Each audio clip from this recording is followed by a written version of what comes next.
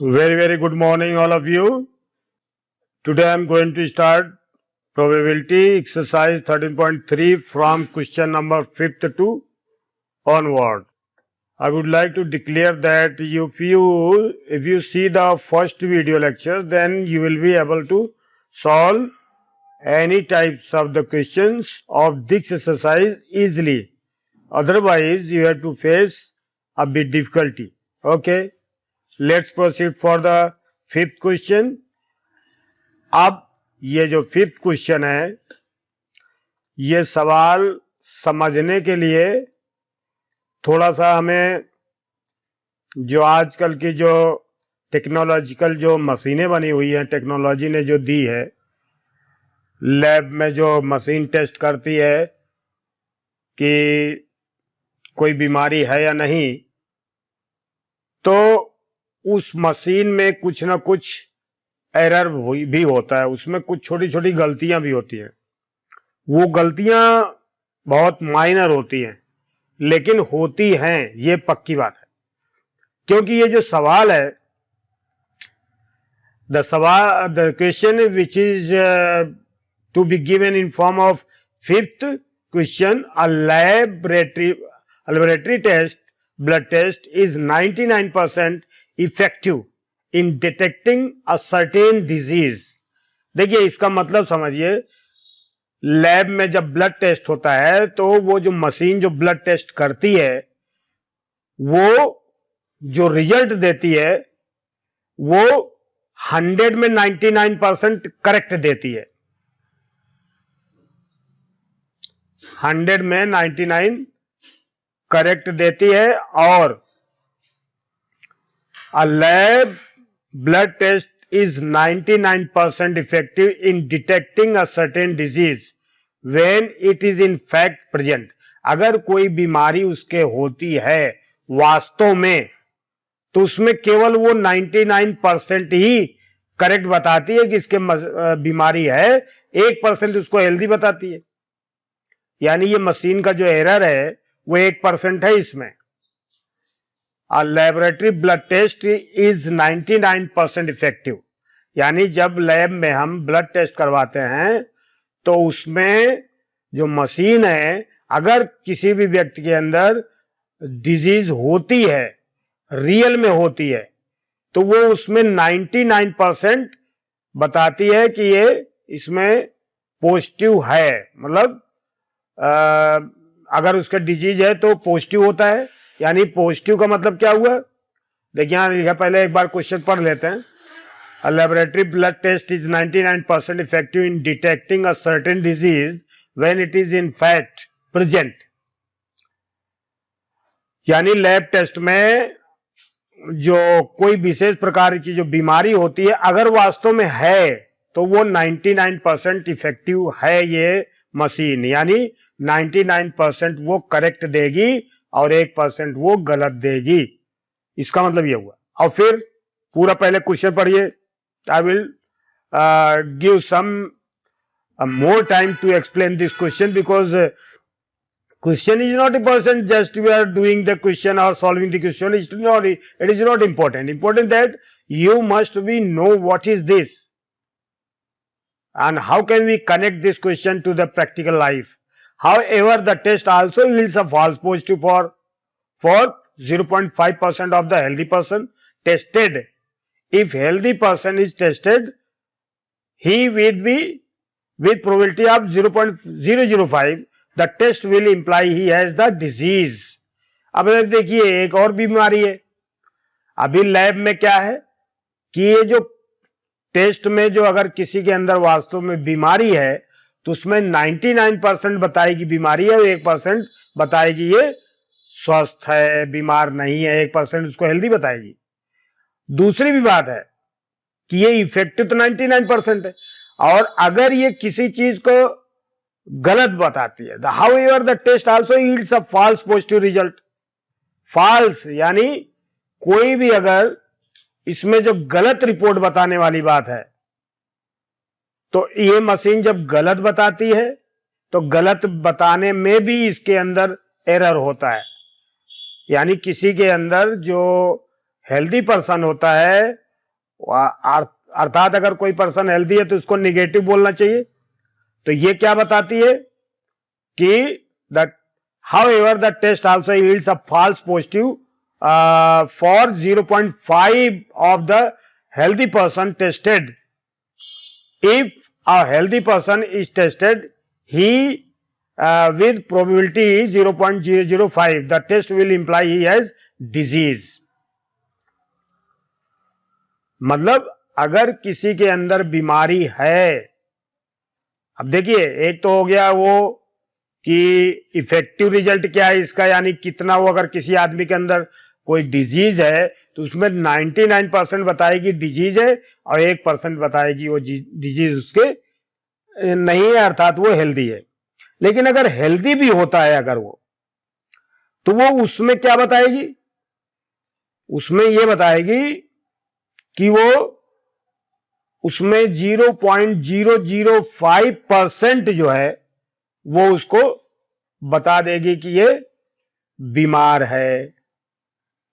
देखो healthy person की बात कर रहा हूं। अभी हमने क्या बोला था कि अगर कोई डिजीज्ड पर्सन है तो अगर उस मशीन टेस्ट होता है तो उसमें 99% बताएगी कि इसके अंदर डिजीज है, 1% बताएगी वो हेल्दी है। लेकिन अगर गलत रिपोर्ट है भी, इसमें एक एरर और भी है कि जब ये गलत बताती है यानी कोई आदमी हेल्दी है ये बताती है तो उसमें 0.005% यानी इतने वो हेल्दी बताएगी, और वास्तव में जब उसके अंदर बीमारी होगी, मतलब अगर हेल्दी पर्सन को ले जाओगे, मान लीजिए अगर आपके पास हेल्दी पर्सन 100 है, अगर हेल्दी पर्सन 100 हैं तो उसका 5% वो बताएगी कि वो उसके अंदर डिजीज है, यानी 100 में से 5 को वो बता देगी कि ये इसके डिजीज है। हेल्दी पर्सन का निगेटिव रिपोर्ट होता है तो वो 5 को पॉजिटिव बताएगी। देखिए पहले आप ये समझ लीजिए, पॉजिटिव का मतलब होता है कोई आदमी के अंदर कोई बीमारी है तो वो पॉजिटिव रिजल्ट बोलते हैं, अगर उसके कोई बीमारी नहीं है तो उसको हम निगेटिव रिजल्ट बोलते हैं। पहली बात। नंबर 2, मशीन दोनों प्रकार से एरर देती है। अगर वो सही रिजल्ट बताती है उसमें भी एरर देती है, अगर वो गलत रिजल्ट बताती है तो भी एरर देती है।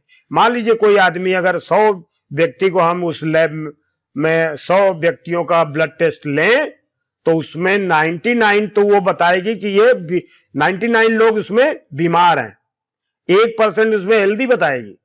जबकि होना क्या चाहिए कि 100 के 100 ले गए तो सभी बीमार हैं, तो सभी को बताना चाहिए। लेकिन इस जो लैब मशीन है उसमें ये प्रॉब्लम है कि वो करेक्ट जब भी बताएगी तो अगर 100 आदमी को आप, जिसको डिजीज है, जिसको कोई बीमारी है, तो वो 99% ही बताएगी, यानी 100 में से 99 लोगों को ये बताएगी कि ये बीमार है, एक व्यक्ति को हेल्दी प्रूव कर देगी।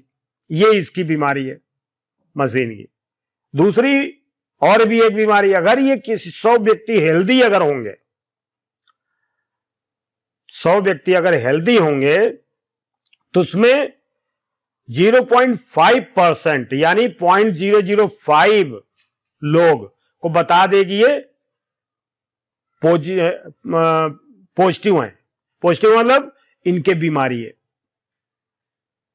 बताइए। और उसमें 95% को क्या बताएगी कि हेल्दी है, यानी 100 में से 5 को बता देगी ये इनके बीमार हैं, यानी पॉजिटिव रिजल्ट बताएगी, यानी बीमारी का पॉजिटिव रिजल्ट, यानी इनके बीमारी है।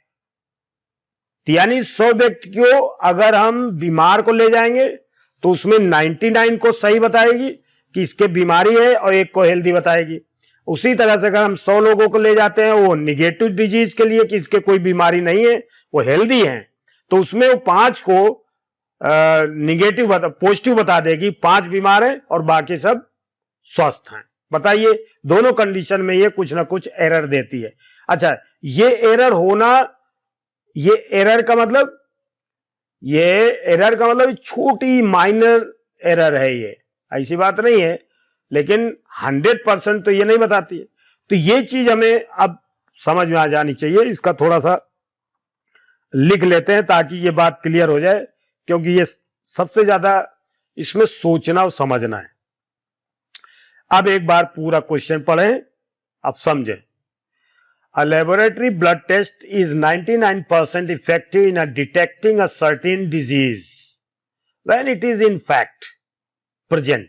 अगर कोई बीमारी किसी भी व्यक्ति के अंदर वास्तव में है, तो अगर 100 लोगों में वो 99 लोगों को बीमार बताएगी, एक को वो स्वस्थ बताएगी। इसका मतलब ये होता है। देखिए, मैं आप पूरी लाइन आपको एक बार समझाता हूं, ठीक है, क्योंकि ये बहुत जरूरी है। मतलब ही क्या हुआ जब आएगा ही नहीं समझ में, है?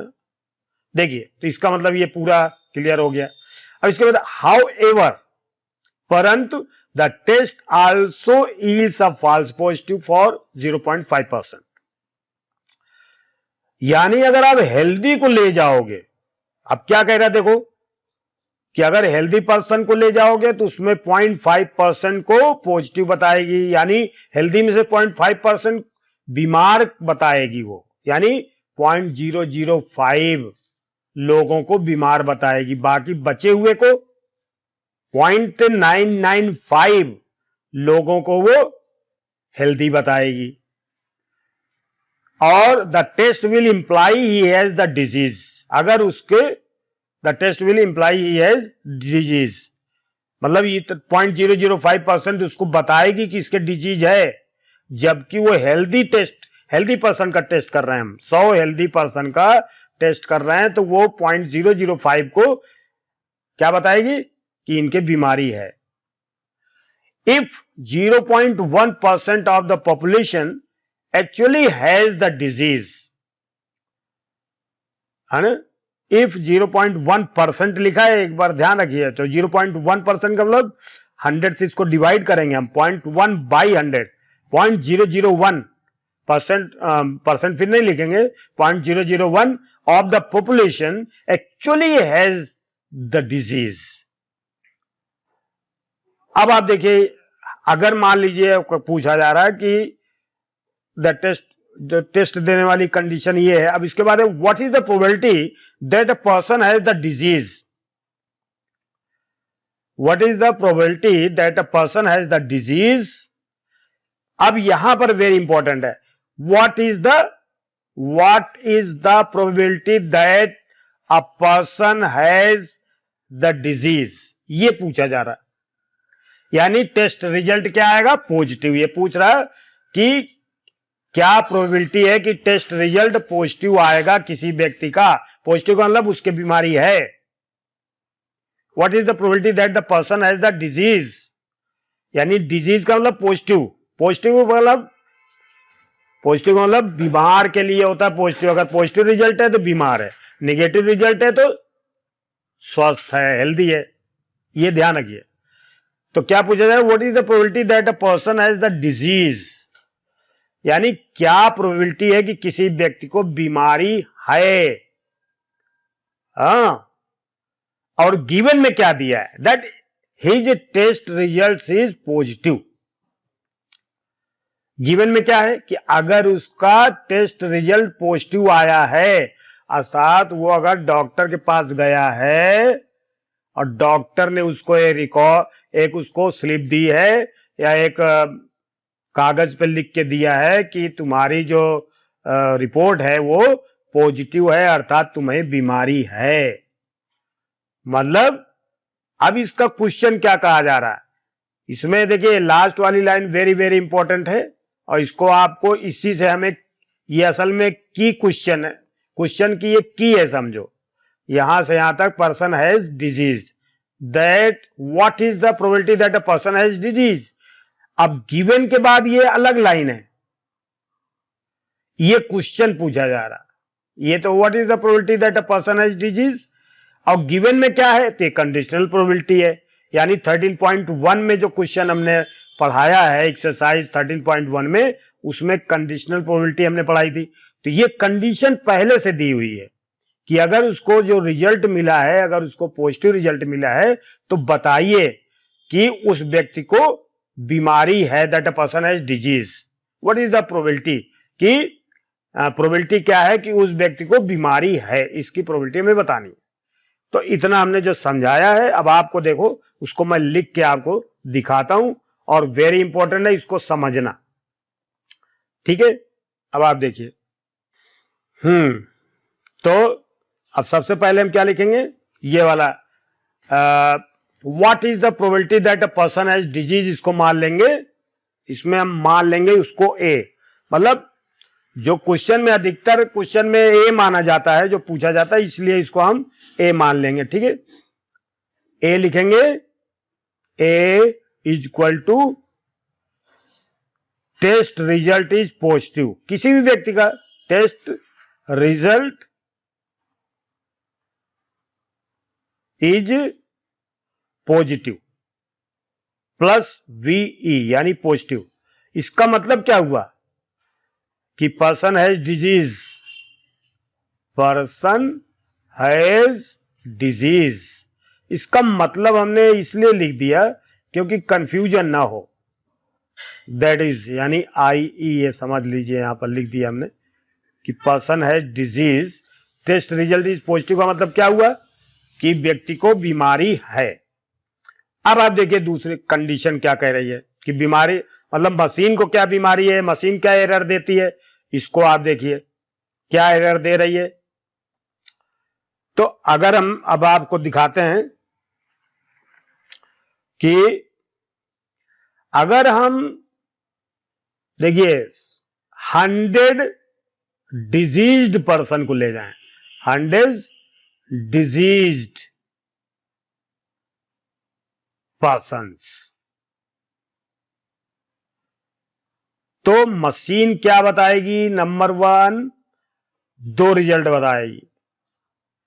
क्या क्या बताएगी, 100 डिजीज पर्सन का अगर हम टेस्ट करेंगे तो मशीन क्या बताएगी, क्या एरर बताएगी कि 99%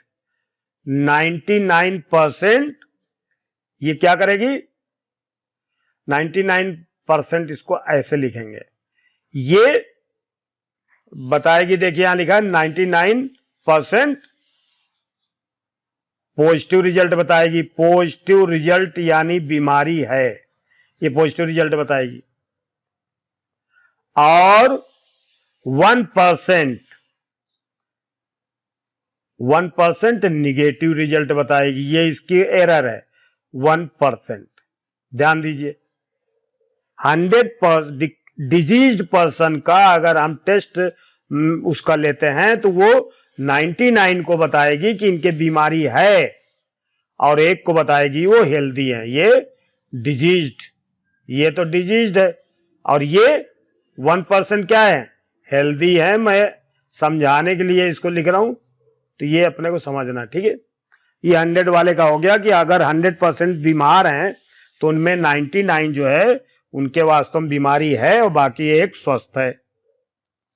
फिर दूसरा रिजल्ट हम क्या देखते हैं, डिजीज को हम नहीं ले जाते हैं, हम हेल्दी को ले जाते हैं। अब देखिए हेल्दी के लिए एक और रिजल्ट देखिए, अगर हम 100 हेल्दी पर्सन को ले जाते हैं, 100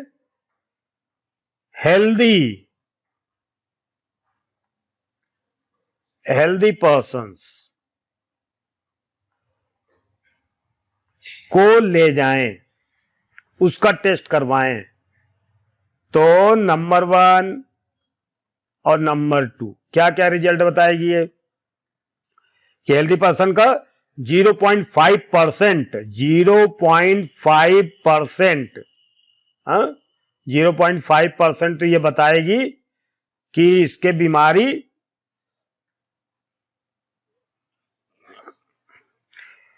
0.5% को बताएगी कि ये डिजीज्ड है, यानी ये बीमार है, तो इसको क्या बताएगी, पॉजिटिव रिजल्ट। और बाकी जो बचेगा, अगर हम 0.5 को 1 से घटा दें तो शायद 0.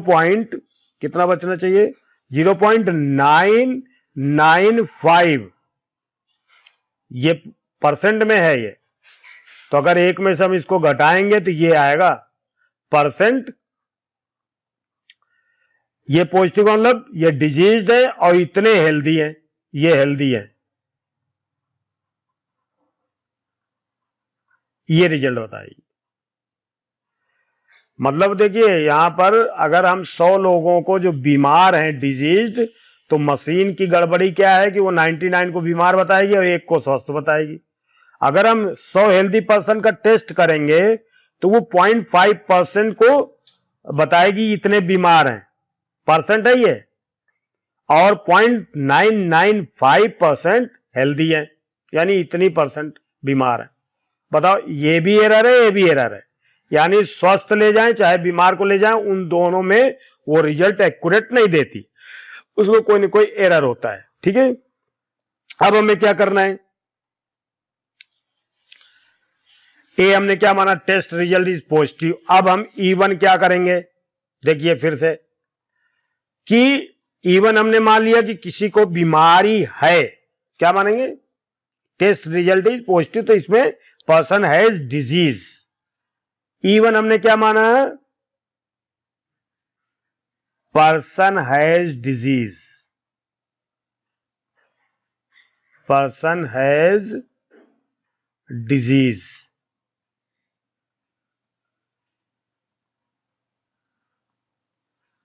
डिजीज, ठीक है। और पर्सन है डिजीज, देखिए इसमें कहां कितना लिखा है, डिजीज का क्या लिखा है, देखिए यहां पर दिया है however the test this हो गया, हेल्दी पर्सन टेस्टेड इफ, इतने हो गया, if 0.1% of the population actually has the disease. तो E1 क्या हो गया, कितने हो गए, 0.1, 0.1% क्या है, वो डिजीज वाले हैं। तो अब आप बताइए कि अगर 0.1% डिजीज वाले हैं तो कितने हैं जो हेल्दी हैं, तो E2 क्या हो जाएगा, जिनको डिजीज नहीं है, अर्थात healthy person, persons have no disease, sorry, persons are healthy, persons are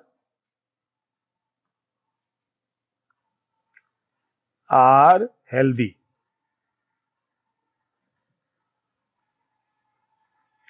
तो इसको हम 0.1 घटा दें अगर, तो कितना आएगा, तो 1 देखिए 1 माइनस 0.1, तो क्या आएगा, देखिए 1.0 में से 0.1 घटाया तो यहां क्या आएगा, 10 में से घटे 9, यहां 0 आएगा, तो 0.9% है ये, 0.9%, ध्यान दीजिए। ठीक है, अब आप देखिए क्वेश्चन पे आते हैं हम लोग, बहुत बढ़िया क्वेश्चन है ये, और क्या है कि समझ के करोगे तो आपको कुछ चीजें और भी इंफॉर्मेशन समझ में आएगी। बहुत सारे लोग तभी ये भी नहीं समझते होंगे कि मशीनें भी जो है गलत बताती हैं। तो इसी की वजह से जब आप कभी टेस्ट करवाने जाते हो तो सबसे नीचे लिखा होता है कि there would be no any responsibility of the institution if any errors is occurred in this result और टेस्ट रिपोर्ट, इजंट इट, ऐसा होता है। अब आप देखिए क्या कह रहा है, what is the probability that a person has disease.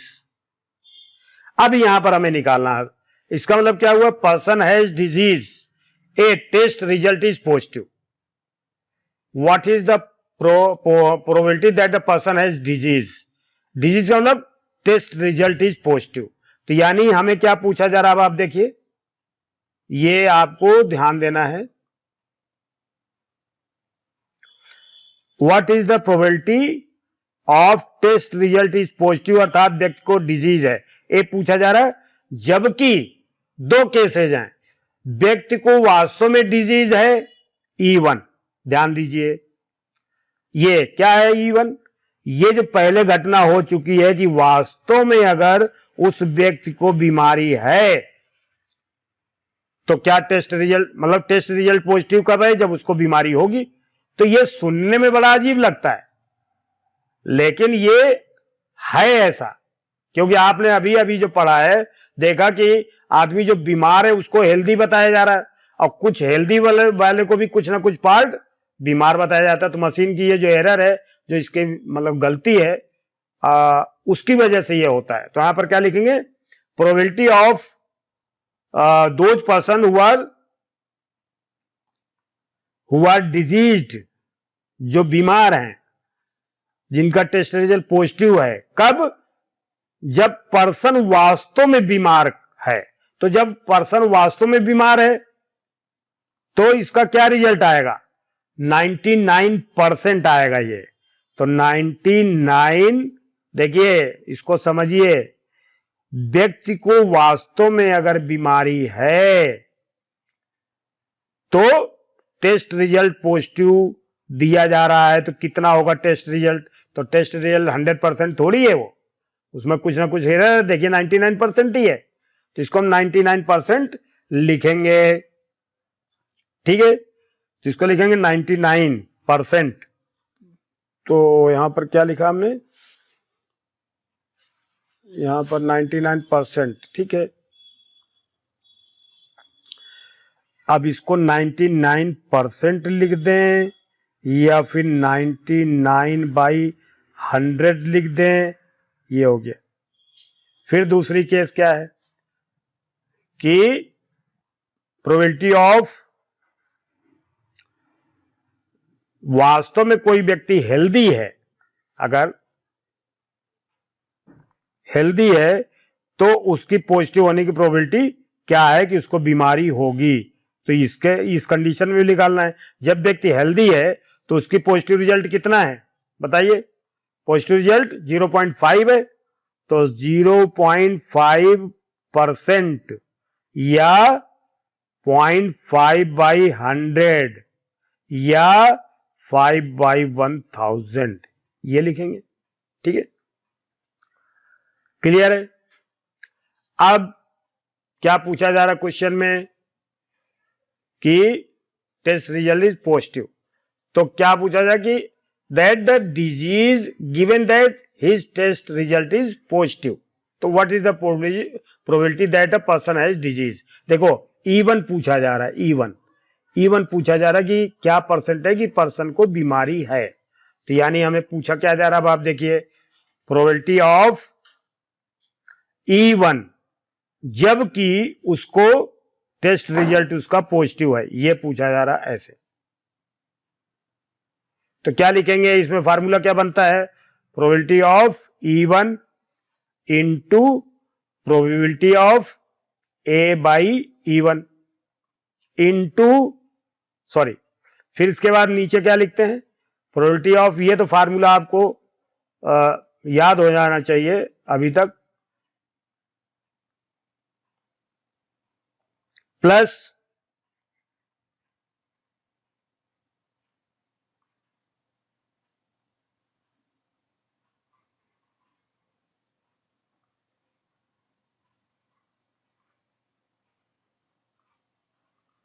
इस सब रिजल्ट का है। तो ये क्या कह रहा है कि अगर वास्तव में लोगों को व्यक्ति को बीमारी है तो उसकी परसेंट क्या है E1 की, कि वो कितना, मतलब कि वो उसकी प्रोबेबिलिटी क्या है, what is the probability that the person has disease, ये प्रोबेबिलिटी हमें बतानी है जबकि टेस्ट रिजल्ट उसका पॉजिटिव आया है।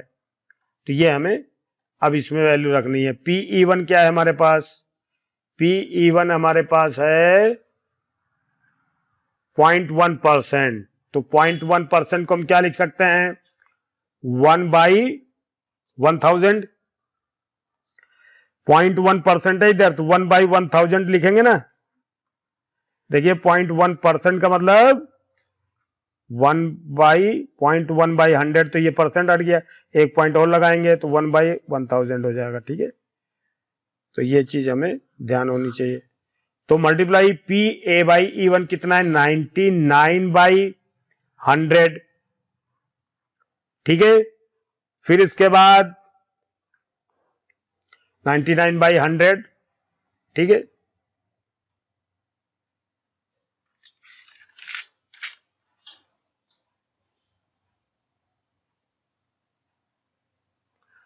यही चीज फिर आएगा नीचे 1/1000 multiply 99/100 plus PE1, sorry PE1 है, यहाँ E2 होगा, यहाँ E2 है, गलती से लिख गया है। PE2 कितना है? 0.9%, 0.9%। अरे एक मिनट, 0.9 नहीं है, क्या लिखा है यहां पर? यहां पर ऐसा है 1 माइनस 0.1%, यानी 0.001%। ठीक है, अब इसको हम लिखेंगे, ये 1%, 0.1% का मतलब 100 से डिवाइड किया तो ये होगा। ठीक है, तो इसको हम क्या लिख सकते हैं? 1.001, क्या आएगा? 999.0, ये आएगा। ठीक है, तो ये हम इधर लिखेंगे, कहां पर? ये वैल्यू इसकी क्या लिखेंगे? 0.999। ठीक है, तो हमारे पास ये आएगा यहां पर PE2 0.999 मल्टीप्लाई 0.999। अब इसको पॉइंट हटा देंगे बाद में। ठीक है, मल्टीप्लाई PA/2, PA/2 क्या है? 5/1000, 5/1000 है। अब ये हमारे पास आ गया पूरा रिजल्ट। तो 1/1000 multiply 99/100 by 1/1000 multiply 99/100 plus 999/1000 multiply 5/1000, ये हुआ 5/1000। ठीक है,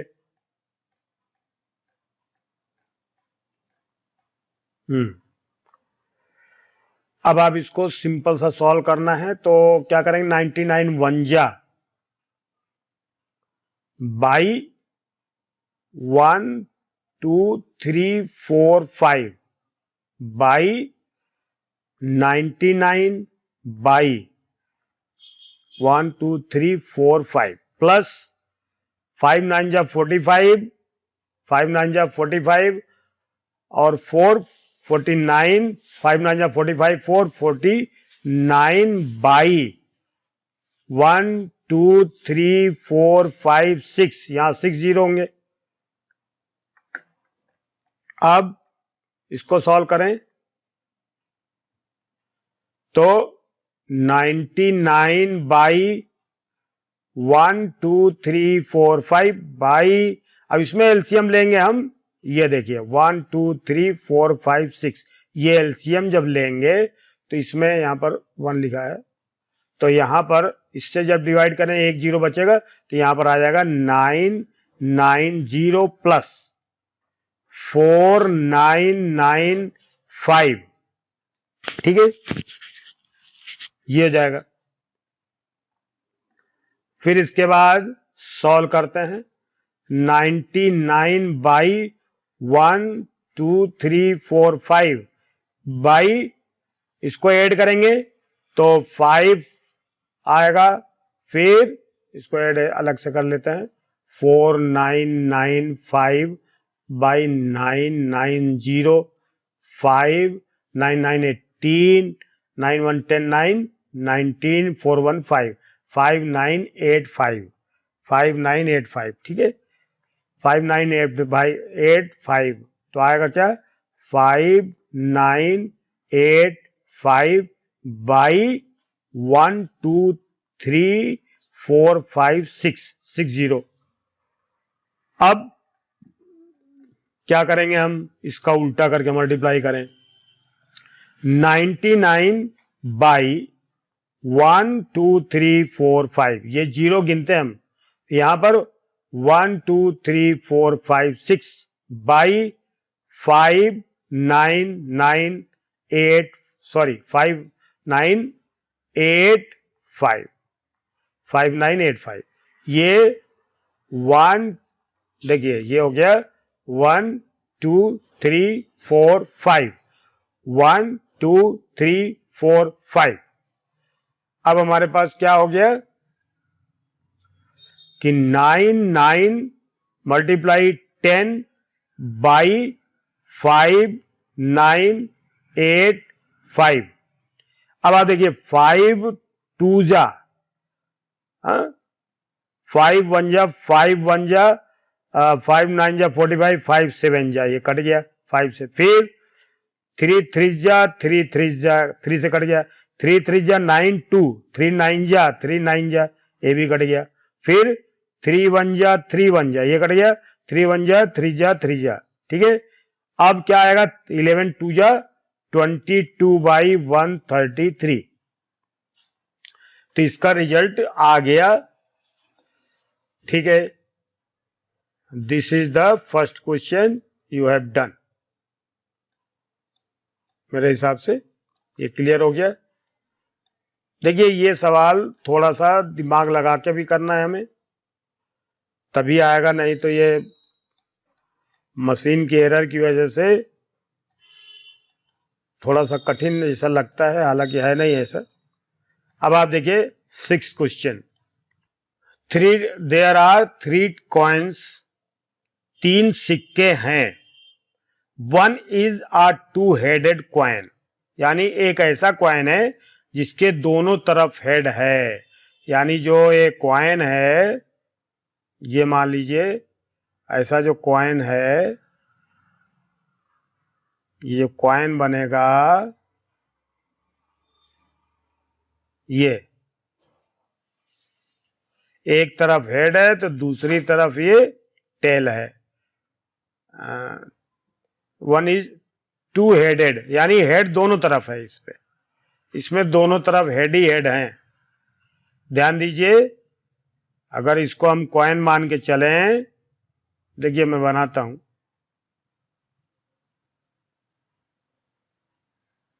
ये जो है कॉइन बनाने की ट्राई करते हैं, जरूरी नहीं कि ये सही बने, ट्राई करना। ये जो है कॉइन है, ठीक है। ये कॉइन हमने जो बनाया,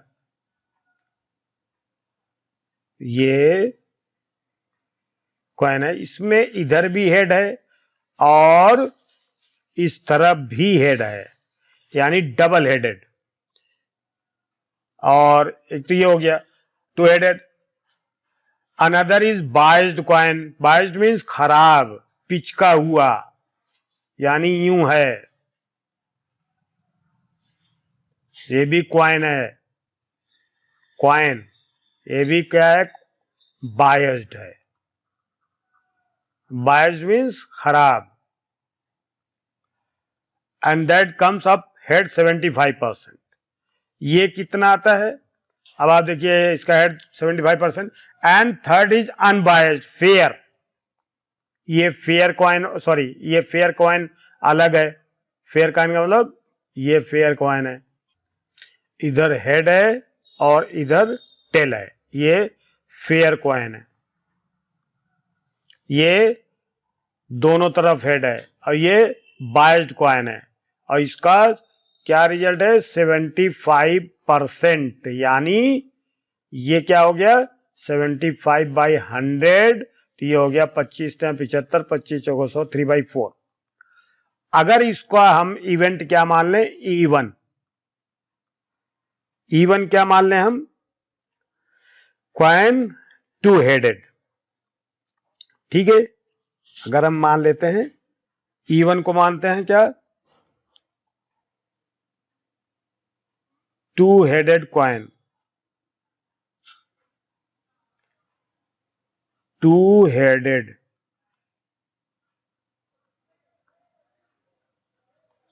कॉइन, E2 को क्या मानते हैं? देखिए ये E2 है, इसको मैं यहां लिख रहा हूं, है ना, अनबायस्ड कॉइन, बायस्ड कॉइन, ठीक है। और ये E3 क्या है हमारे पास? Fair coin.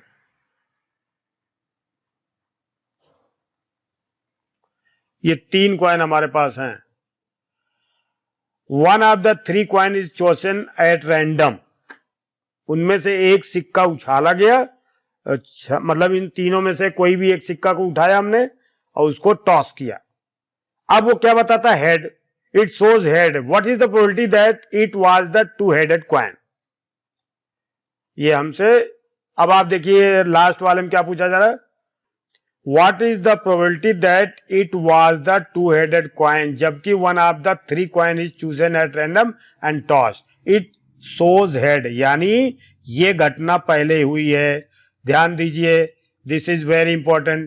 ये it shows head, ये घटना पहले हुई, it shows head, है? और what is the probability that it was the two-headed coin?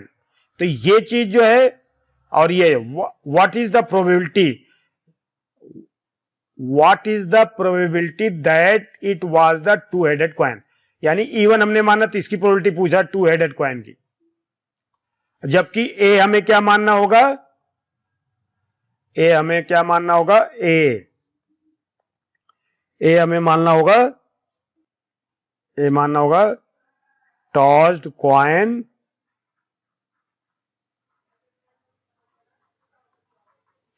shows head.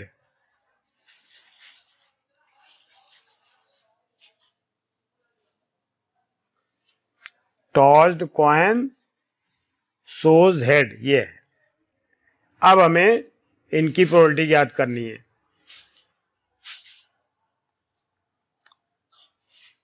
निकालना क्या हमें? E1 हमारे पास क्या है? अब आप देखिए 3 कॉइन हमारे पास, 1 2 3, तो E1 की प्रोबेबिलिटी क्या होगी? PE1, यानी 3 में से कोई भी सिक्का हम इसमें से निकाल सकते हैं, तो 1/3। P2 हमारे पास क्या होगा? PE2, यानी ये सिक्के की प्रोबेबिलिटी क्या होगी? इसको सेलेक्ट करने की प्रोबेबिलिटी 1/3, इसको भी सेलेक्ट करने की प्रोबेबिलिटी क्या होगी? PE3 इक्वल टू भी 1/3, ठीक है। यानी हमने क्या किया? देखिए यहां पर क्वेश्चन लिखा है, पहले समझेंगे कि देयर आर 3 कॉइन्स। आपने मालूम है कि 3 कॉइन है, 3 सिक्के हैं, एक में क्या है? 2 हेड है, दोनों तरफ हेड ही हेड है, और दूसरे में क्या है? 22 कॉइन है। 22 कॉइन का मतलब होता है वो खोटा सिक्का, आप कह सकते हो उसको, जिसमें कि रिजल्ट क्या 100% नहीं बताता, वो उसका केवल 75% रिजल्ट बताता है, 25% सही नहीं बताता, 75% ही बताता है। तो ये 75% और 75/100 यानी 3/4 अनबाइज्ड है ना। और थर्ड वाला जो है अनबाइज्ड यानी फेयर कॉइन है। तो जब फेयर कॉइन है तो दोनों तरफ हेड और टेल आता रहेगा, तो इसकी प्रोबेबिलिटी 50-50 होगी, 1/2 1/2। तो ये तो हम कह सकते हैं ना, ठीक है। तो अब क्या पूछा जा रहा है इसमें? One of the 3 coin is tossed at random. अब 3 में से देखिए, one of the 3 coins is chosen at random, यानी 3 में से कोई भी सिक्का हम चुनते हैं, यानी आंख मूंद करके हम सिक्का निकालते हैं। तो आंख मूंद के जब हम सिक्का निकालते हैं तो डबल हेडेड कॉइन भी आ सकता है हाथ में, या बाइज्ड कॉइन भी आ सकता है, या फेयर कॉइन भी आ सकता है। तो इसीलिए इन सब की प्रोबेबिलिटी 1/3 1/3 1/3 है, क्योंकि ये mutually exclusive events, exhaustive event भी हैं अलग अलग, ठीक है। One of 3 coin is chosen at random, तो इनको हमने सबकी प्रोबेबिलिटी क्या है? PE1 यानी डबल हेडेड की चुनने की प्रोबेबिलिटी 1/3, बाइज्ड कॉइन की 1/3 और फेयर कॉइन की भी 1/3। One of the it shows head, अब उन्होंने उछाला तो क्या देखा? जब सिक्का नीचे आया तो उन्होंने देखा कि ये हेड बताता है, तो हेड बताने का मतलब E1 बता रहा है। What is the probability that it was the two headed coin. अब हमें पूछा क्या जा रहा है कि पहली घटना क्या हो गई, इट शोज हेड्स, ये पहले घटना हो चुकी है, नहीं तो कंडीशनल प्रोबेबिलिटी का सवाल कैसे हो सकता है। इसमें बेस थ्योरम का यूज हम कैसे करेंगे, जब ये कंडीशनल प्रोबेबिलिटी होगी तब। तो कंडीशनल प्रोबेबिलिटी में क्या होता है, पहले एक घटना होती है उसके बाद दूसरी घटना होती है। तो इट शोज हेड, पहले ये घटना हो गई कि जब सिक्का उन्होंने निकाल के उछाला और वो जब नीचे आया तो वो क्या बताता है, हेड। उसके बाद ये हमें बतानी है कि वो कौन सा सिक्का है, कि वो टू हेडेड क्वाइन है, तो उसकी प्रोबेबिलिटी क्या है ये हमें बतानी, यानी a torch coin shows head, इसकी प्रोबेबिलिटी बतानी है।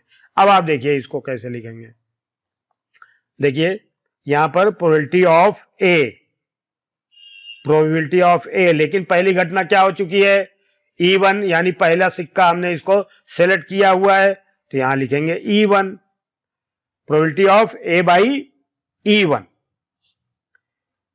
तो अब प्रोबेबिलिटी बाई E1 क्या मतलब क्या हुआ कि E1 का तो मतलब ये हो गया कि हमने सिक्का जो है वो सेलेक्ट किया, फिर उसके बाद घटना क्या हुई कि वो क्या है, शोज हेड, तो वो हेड दिखाता है। देखिए समझिए इस बात को, रटना नहीं है कि पहले घटना क्या हुई थी कि 3 सिक्के में से कोई भी सिक्का निकाल के उछालना, तो हमने निकाला तो मान लीजिए वो हेड आ गया, तो ये घटना या ये जो घटना हो गई खत्म E1। इसके बाद हमें क्या पता करना है कि वो जो सिक्का है वो हेड वाला है।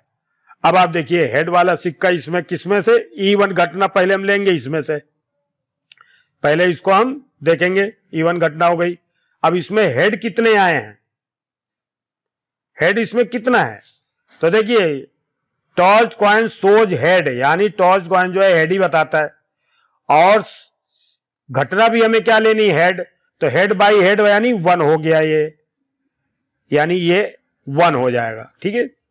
Second condition P A by E2, यानी सबसे पहले हमने दूसरा सिक्का मान लो हमें मिल गया, तब उसमें अगर हेड दिखने की प्रोबेबिलिटी क्या है, टॉर्च कॉइन शोज हेड, तो ऐसी कंडीशन में जब हमने हमारे पास दूसरा सिक्का आया यानी बाइज कॉइन आया, तो उसमें टॉर्च कॉइन की हेड दिखने की प्रोबेबिलिटी कितनी है, तो हेड इसमें कितने हैं, देखिए सेकंड कॉइन में हेड कॉइन, ये कौन सा है, बाइज कॉइन है, तो इसमें कितना बताएगा हेड, 75% हेड, देखिए बता रहा वो यहां पर लिखा होगा कम्स अप हेड 75%, तो इसको हम 75% लिखेंगे, यानी 3/4 लिख देंगे, ये देखो हमने निकाला ही।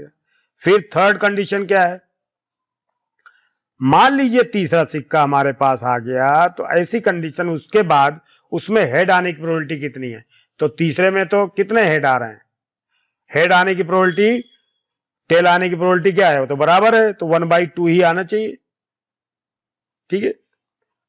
अब पूछा क्या जा रहा है क्वेश्चन में कि what is the probability that it was the two headed coin, यानी इसकी प्रोबेबिलिटी E1 हमसे पूछा जा रहा है कि टू हेडेड कॉइन की प्रोबेबिलिटी क्या है, ठीक है, टू हेडेड की प्रोबेबिलिटी क्या है। देखिए इसको हम कैसे लिखेंगे कि प्रोबेबिलिटी ऑफ E1 की प्रोबेबिलिटी क्या है, यानी टू हेडेड की प्रोबेबिलिटी क्या है, जबकि ए घटना हो गई है, यानी सिक्का तो हमने जब देखा तो वो क्या बता रहा है, हेड बता रहा, तो ये तो हो गया।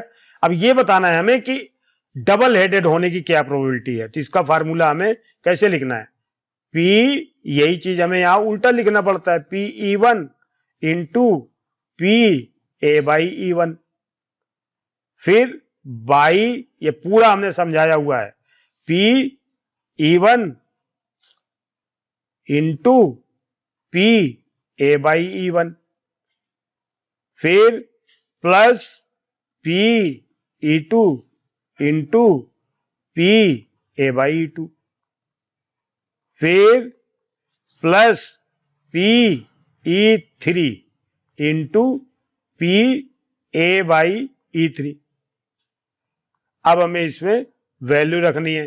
Pe1 की वैल्यू 1/3 मल्टीप्लाई Pa/E1 की वैल्यू 1। ठीक है, ये तो हो गया ऊपर, इसको थोड़ा नीचे, इसको ऐसे कर लो। ठीक है, 1/3 मल्टीप्लाई 1। फिर इसके बाद Pe1 1/3 मल्टीप्लाई 1 प्लस Pe2 की वैल्यू भी 1/3 ही है मल्टीप्लाई Pa/E2 की वैल्यू क्या है, क्या निकाली थी हमने, 3/4। फिर प्लस Pe3 की वैल्यू 1/3 है और Pa/E3 की वैल्यू क्या निकाली थी, 1/2। तो ये 1/2 आ गया। 1 multiply 1/3 plus 1/3 multiply 3/4 plus 1/3 multiply 1/2। अब इसको सॉल्व करें तो 1/3 बाई 1/3 प्लस 3 से 3 कट गया तो 1/4 प्लस 1/6 इक्वल टू 1/3 फिर बाई 3 4 6 का एलसीएम 12, 3 4 जा 12, 4 1 जा 4 प्लस 4 3 जा 12, 3 1 जा 3 प्लस 6 2 जा 12, 2 1 जा 2। तो ये हो गया अपना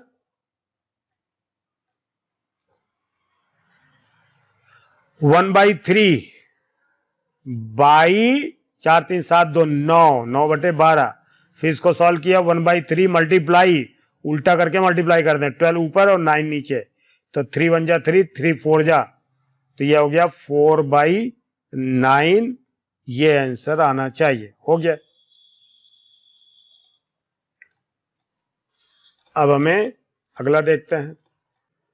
देखिए बेस थ्योरम क्वेश्चन होता है अधिकतर, इसमें तो बेस थ्योरम ही है।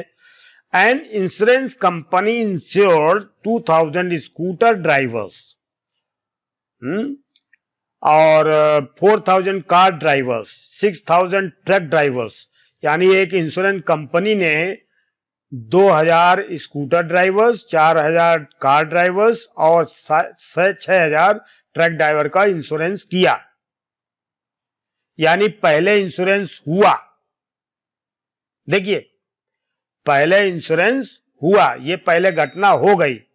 जो पहले घटना हो गई उसको हम क्या लिख सकते हैं, E1 E2 E3 करके। तो सबसे पहले हम ये चाहें तो इसको सीधे लिख सकते हैं E1 E2 E3। ठीक है, तो हम यही करेंगे। The probability of an accidents are 0.01, 0.03, 0.15 respectively.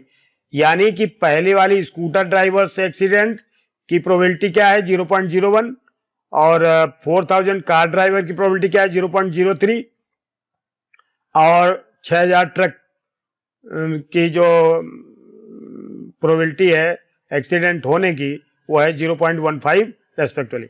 One of the insured persons meets with an accident.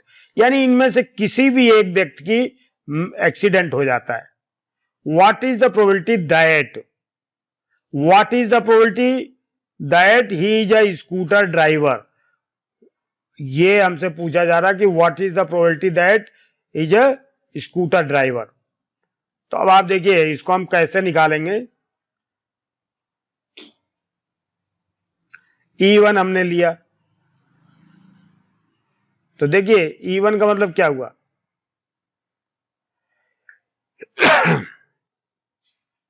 Scooter driver, ensure person is, सबसे पहले scooter driver,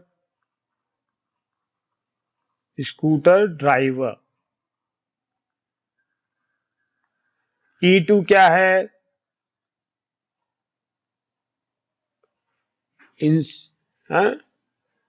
ensure person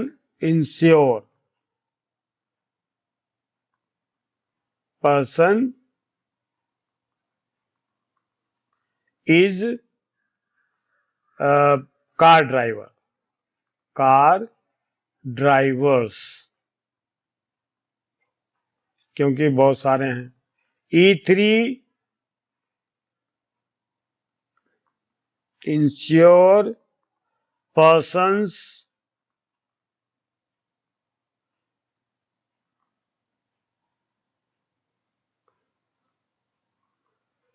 is truck drivers.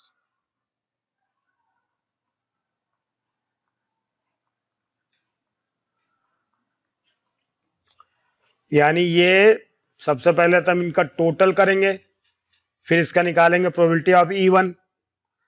तो probability of E1, तो हमें ये ध्यान देना पड़ेगा, सबको ऐड करना है। पहले नीचे ऐड कर लेंगे 2000 प्लस 4000 प्लस 6000 में E1 कितने हैं, तो इनकी कितने लोग हैं ये, इसको लिखेंगे हम 2000, ये कितने हैं 4000, ये कितने हैं 6000, तो ये हम लिखेंगे। तो देखिए E1 यानी इंश्योर पर्सन स्कूटर ड्राइवर कितने हैं 2000, तो ये हो जाएगा 2000 बाई 4 6 4 10 2 12,000 यानी 12,000।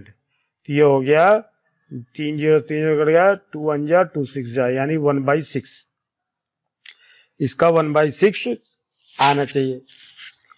दूसरे का भी प्रोबेबिलिटी ऑफ E2 क्या आना चाहिए, 2000 के जगह पर क्या लिखेंगे 4000 बाई टोटल 12,000 सीधे 1/3, 0 3 कट गए 4 1 जा 4 3 जा।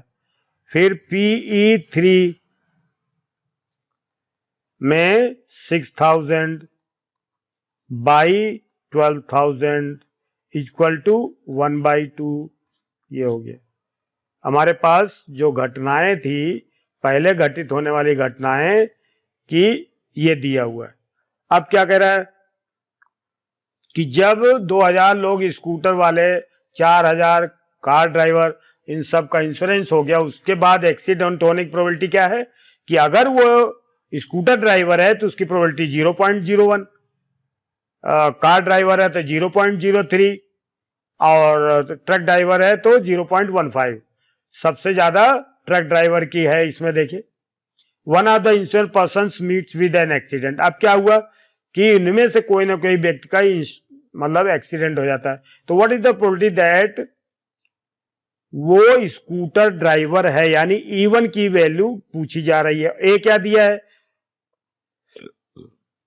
ए दिया है कि 1 पर्सन है एक्सीडेंट, क्या मानेंगे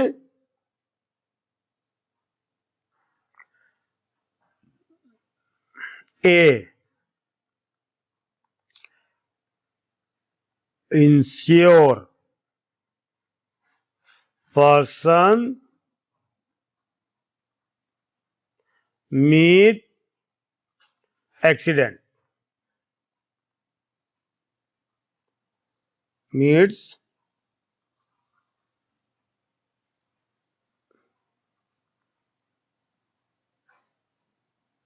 एक्सीडेंट, इसको हमने मान लिया। अब आप देखिए इसको हम क्या पूछा क्या जा रहा है, पूछा जा रहा है कि अगर वो एक्सीडेंट हो गया है तो ये क्या है, क्या प्रोबेबिलिटी है कि वो किससे हुआ है एक्सीडेंट। देखिए किससे एक्सीडेंट हुआ है, what is the probability that scooter driver, scooter driver सबसे पहला वाला है। यानी ये हमें पूछा क्या जा रहा है क्वेश्चन की प्रोबेबिलिटी बताओ कि वो स्कूटर ड्राइवर है जबकि व्यक्ति का एक्सीडेंट हो गया, एक घटना घटित हो गई, तो उसके बाद ये घटना कि स्कूटर वाले ने कितना किया है उसकी प्रोबेबिलिटी हमें ज्ञात करनी है। तो इसको हमें ये ज्ञात करना है। लेकिन अभी हमें क्या निकालना पड़ेगा कि देखिए ये तो पूछा जा रहा। अब देखिए जब कोई घटना हो गई, एक्सीडेंट हो गया, तो प्रोबेबिलिटी ऑफ इवेंट ए जबकि E1 हुआ, E1 का मतलब कि अगर स्कूटर ड्राइवर है तो एक्सीडेंट होने की घटना कितनी परसेंट है, कितनी वैल्यू है उसकी तो देखिए एक्सीडेंट होने की वैल्यू हमारे पास गिवन में है, क्या दिया है 0.01, 0.01, 0.03, ठीक है 0.01 यही है 0.01। फिर दूसरा क्या है, probability of A by E2 0.03 और थर्ड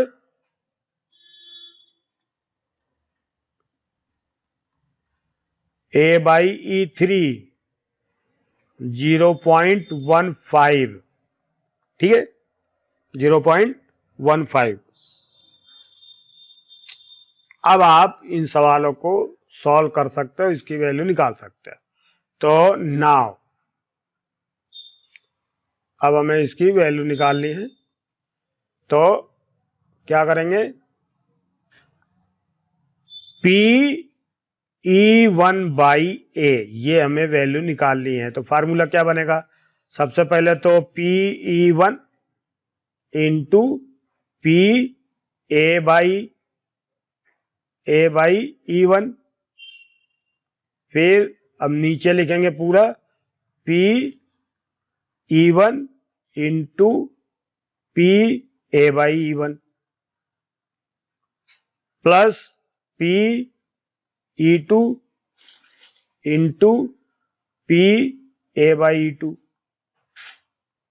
फिर प्लस PE3 इंटू PA/E3।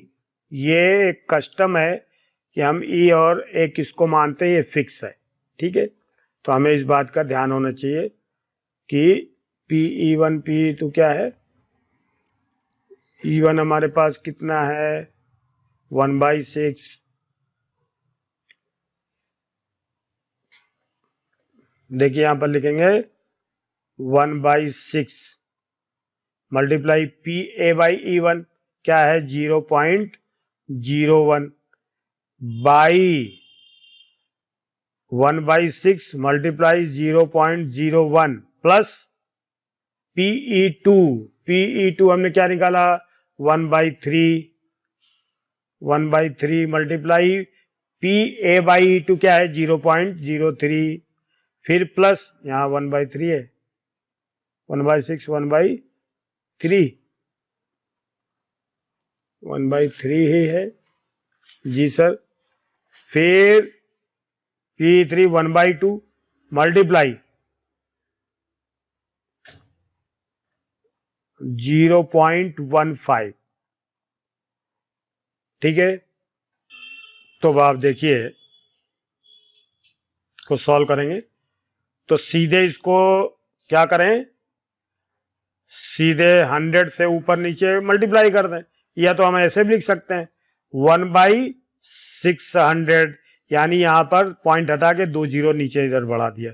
फिर नीचे भी ऐसे करेंगे 1/600 प्लस 3/300 प्लस 15/200, यानी 0 0 2 2 बढ़ाते गए, कोई दिक्कत नहीं है। अब इसको हम एलसीएम लेंगे,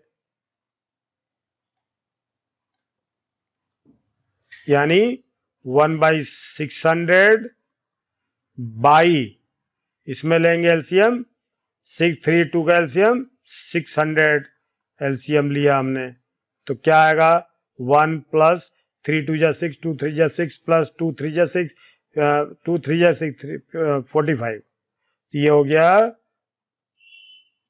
चलो इसके आगे नीचे लिखते हैं 1/600 बाई 45 5 50 51 1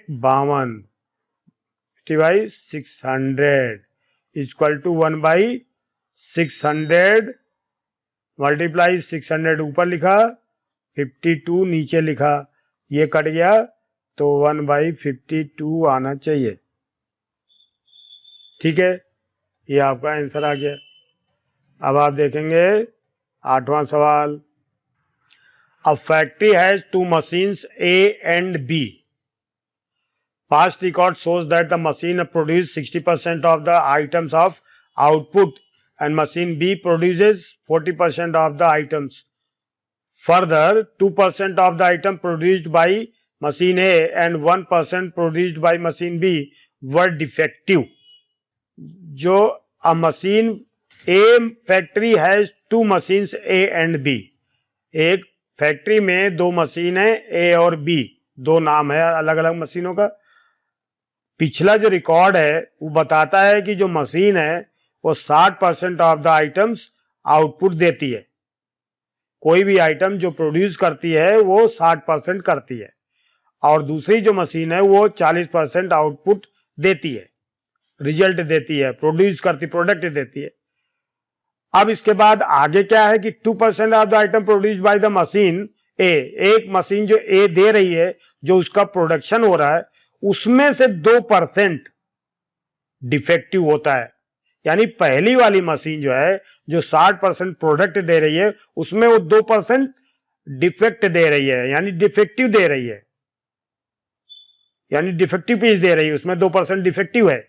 और दूसरी मशीन जो है जो 40% प्रोडक्ट दे रही है वो 1% डिफेक्टिव दे रही है, डिफेक्ट दे रही है. तो अब आपको समझ में आ गया होगा. All the items are put into one stock pile. सभी आइटम जितने भी बने हैं सबको हमने एक ढेर बना दिया स्टॉक का.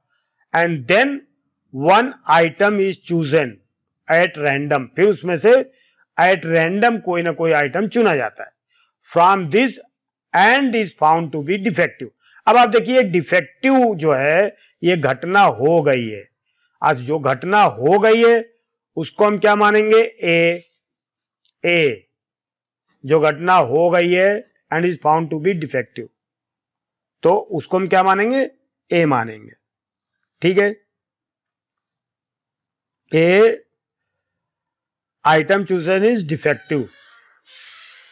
आइटम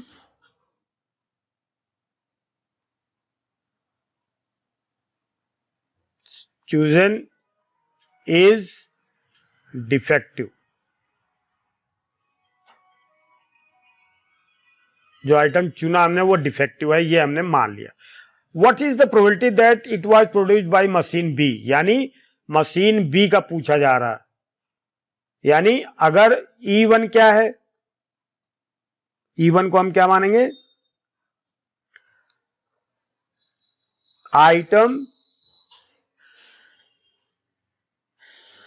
items produce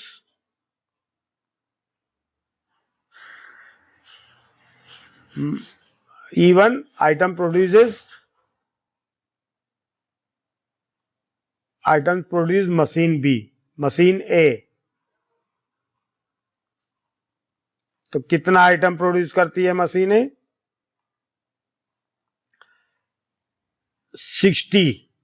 तो 60% का मतलब ऐसे हम इसको लिख सकते हैं. E2 हमने मान लिया क्या? Items produce machine B. 60 के बाद क्या है? 40/100. ठीक है.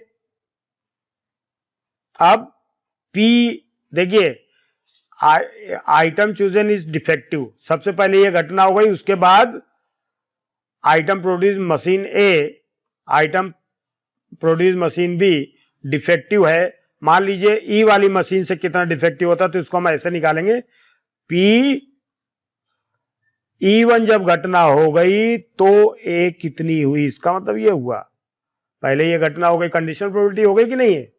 तो E1 आइटम प्रोड्यूस मशीन ए कितना? 60%. तो जब ये घटना हो गई उसमें ए का मतलब कितने डिफेक्टिव हैं? पहली वाली मशीन जो प्रोड्यूस करती है उसको कितने डिफेक्टिव हैं? तो कितना डिफेक्टिव? 2% है. तो हम इसको क्या लिखेंगे? 2% लिखेंगे. 2/100 ऐसे लिख सकते हैं हम इसको. PA/E2 तो 1% है तो 1/100 लिख सकते हैं. ठीक है।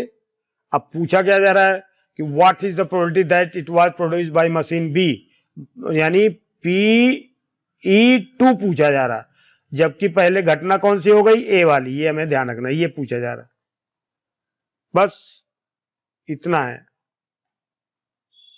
तो उसको हम सॉल्व करेंगे। Formula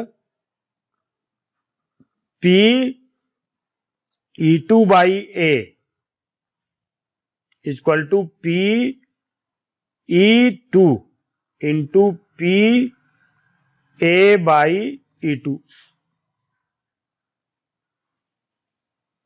PE2 into PA by E2 plus PE3 into PA by E3।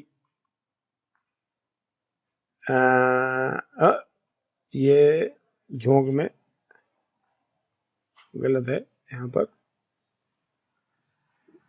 1 1 ऐसा लिख सकते हैं। अब आप इसकी वैल्यू सीधे रख दीजिए। PE2 हमारे पास कितना है 60%, PE1 बराबर क्या है हमारे पास 60%। हाँ इसमें सॉरी, इसमें तो निकालना है PE1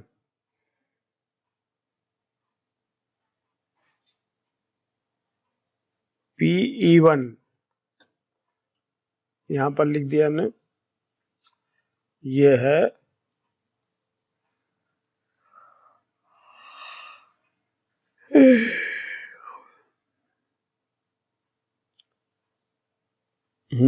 इसको जो है ये PE1 है और ये PE2 है। तो ये हमने लिखा नहीं था, हमने डायरेक्ट लिखा है, इसको अपने को यही समझना है।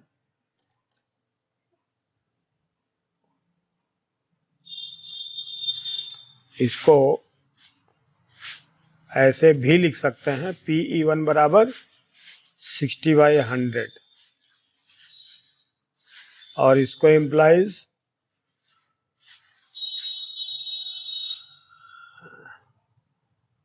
बराबर 40/100।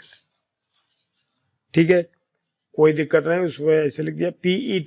PE2 हमारे पास क्या है, PE2 हमारे पास है 40/100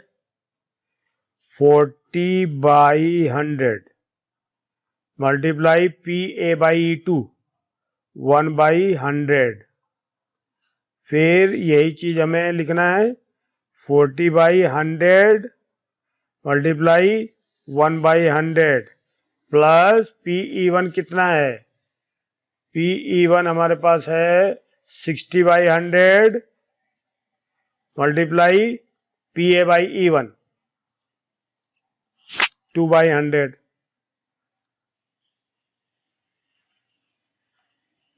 तो ये हो गया 40 40/10,000 बाई 40/10,000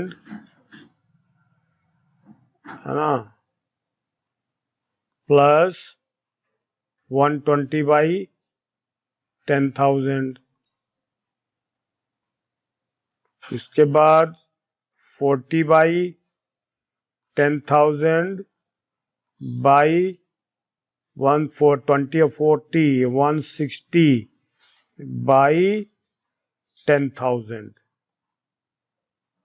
ये इससे कट गया 0 0 4 1 जा 4 4 जा 1/4। So I have done up to 8 questions from the 9th question to the remaining questions, 9 to remaining, all the questions will be done in next video. Till that, good luck, and if you like this video then please subscribe, like and share, and comment. If you have any comment then your comments will always be welcome. Thank you very much again.